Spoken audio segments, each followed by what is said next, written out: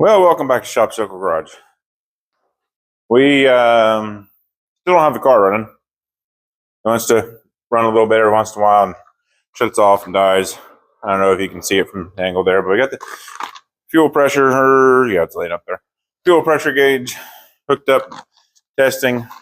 Before I changed the regulator and the injectors, we had just about 20 pounds with when you're priming the pump, then it shuts off. It just drops right off. You got nothing. So after I changed the fuel pressure regulator and the injectors, we got the exact same thing.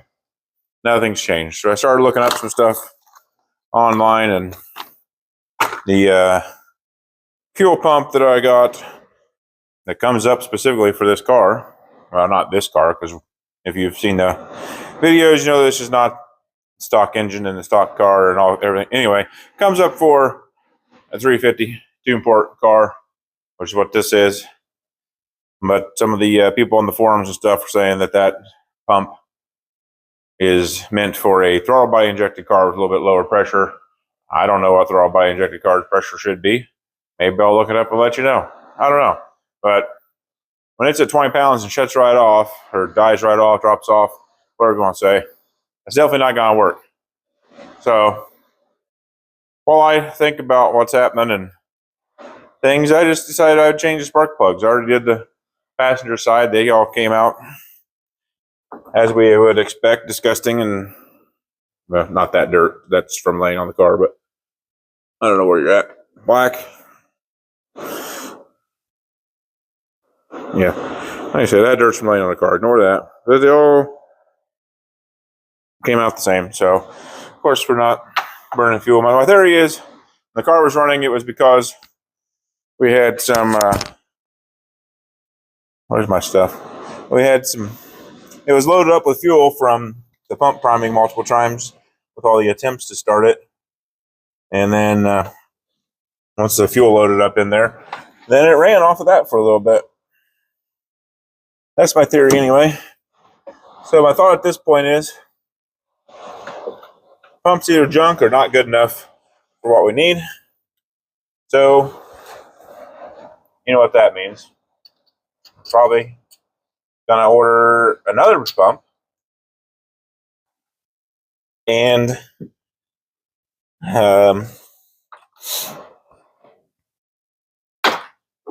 drop the tank again to get that out and replaced. And I think also, while I was testing this pump that I put in here and stuff, I hooked up power to the sending unit wrong and shorted that out, so that's my fault. So we might get another sending unit too while we're at it. Oh yeah, I did change the oil. I don't know if I said that or not, but I changed the oil today since it ran a little bit. And on the old oil, we circulated stuff around. Well, now that's stuck, so that's good. Assuming we get this running sometime soon, maybe with a new pump, hopefully. Unless somebody else has another idea real quick before I order one. Anybody? No? I might have to go underneath for that one. I can't get a good angle on anything. All right, well, while you guys were taking a nap or whatever you were doing there, I keep leaving this light on and not even using it. I went underneath there and did that plug. What does it look like? I don't know. Anyway, that wire back on it before I forget. Wires. Good thing you guys can't see these up close. Man, I routed these things all kinds of crazy last time. While I was down there doing that spark plug socket, I lost my wrench. No, that ain't, but oh, it's over there. I did. I was thinking about how if there was exhaust on here, I couldn't have done that from down there. So then we got to decide, what are we going to do for exhaust? I lost my wrench over here. Well, the way I see it right now for exhaust, we got 3 options. One is, once we get it running and drivable, and oh yeah, we gotta get new tires too. Once we do all that, maybe we could take it to the professionals. Why'd that come off and wasn't really? Take it to the professionals and have them put us something on there. Option 2, we could look in the barn, see if we can find the Y-pipe converter and stuff that came off of here. Put that on with the rest of the exhaust that was on here. And it was a 3-inch Edelbrock catback system. It went into a single, these are the same, by the way, as the other side. It was a single 3-inch in dual out muffler. Edelbrock sounds pretty nice. But if you saw wow, that wind is loud. If you saw the one video, we cut that off to get the tank out. So that's kind of option 2. Option 3, I'll show you in a minute. And I kind of leaning towards option 3. Of course, we'd had to drop one. That's why we got our magnet, whatever we did with it. Here's one. Just won't start. Can't get in there at all. Maybe I'll just go back up again and see what happens from down there. Huh. Right in. Guess I should have done that one from down here too while I was here. Hey, I can see the next one from here too. Alright, we got one left.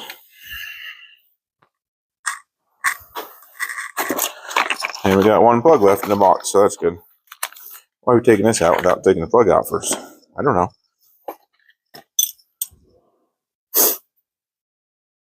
Sorry for the sniffle in it.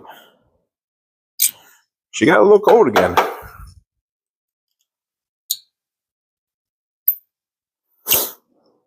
So we had this week's weather. We had severe thunderstorms that took down 32 poles on our road and took power out for almost 24 hours. Pretty neat to see all those trucks show up from wherever they came from. Thanks for coming. And they came and got us fixed up pretty quick. That's good. So we had the severe thunderstorms. That's the wrong way.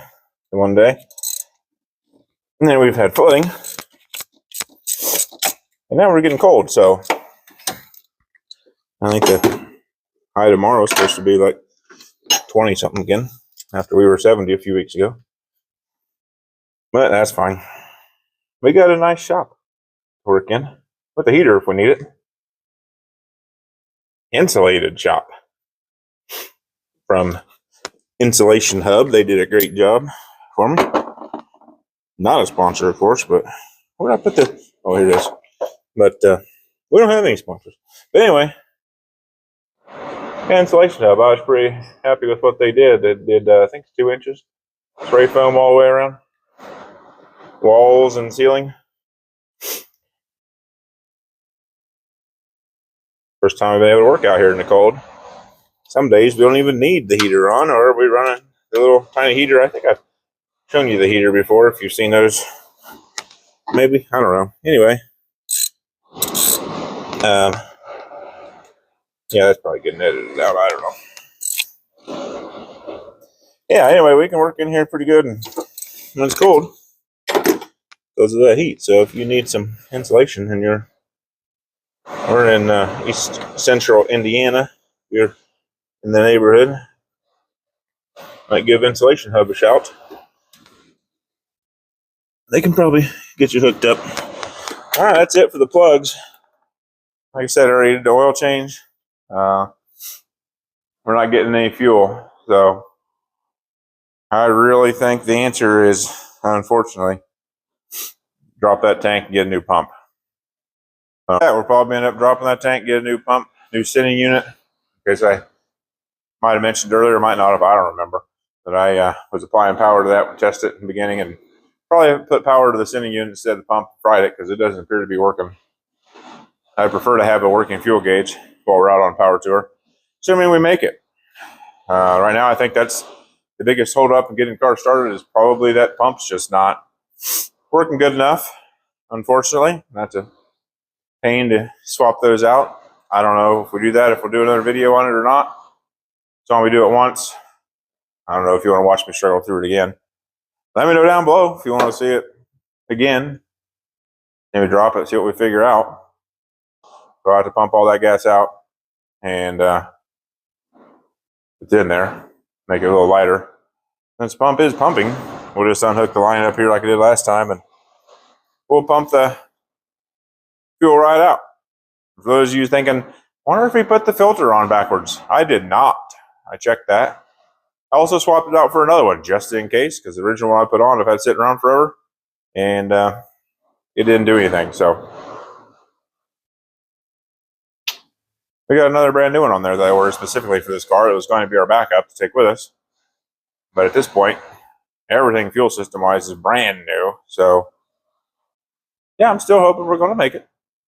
Still thinking maybe we will. I don't know.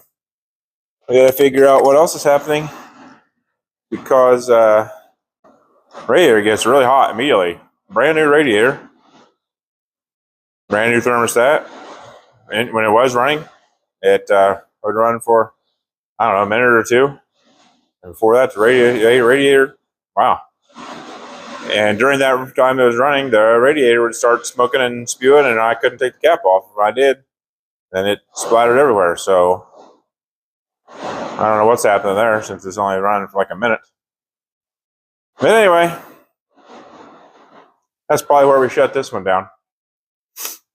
Oh, one other thing, Jason mentioned, I think that was the name, Jason something, commented on the last video about hooking up the mass airflow sensor, making sure it's a good one of those so it'll run correctly. Obviously with only 20 pounds of fuel pressure, not our problem, but I did hook that up because I forgot about that. So thanks for reminding me. We did hook that up. Also, I cleaned that sensor, so hopefully that'll work. Well, I almost forgot to show you option 3 for the exhaust. That, leaning up against the wall there, is dual 2.5 inch with the Moroso spiral flows, and then they dump right under before the axle. They were on our 86 IROC when I first started making it to have a fun street car, building it to have a fun street car. It was on that, and then we ended up drag racing it and cutting that off. So that's our third option. Thanks for stopping by again and seeing what we got going on. Fortunately, Aslan was in school again today, and in running club after school, so she missed this fun. But I'm sure you can hear that. I need to find a different spot to do this thing, because that's awful loud. Let's find a different spot. All right, well, surely you can see me over here. Hopefully it's not as loud up there for you. But anyway, as I was saying, thanks for joining us this time, seeing what we're doing. Aslan was in school and running club. She missed this fun of, well, not really getting anywhere.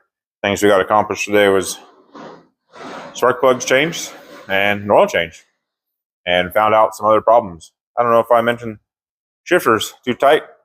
I'm going to pull that out, notch out some stuff, be able to slide the shifter forward to get the cable. Cable is too tight, not the shifter. Be able to get that to work. Has ran a couple times, so we know it'll run. It gets really hot immediately. Somebody have an idea what that is? Let us know. Brand new radiator and stuff, so I don't know. Anyway, thanks for watching. Don't forget to eat your shopsicles.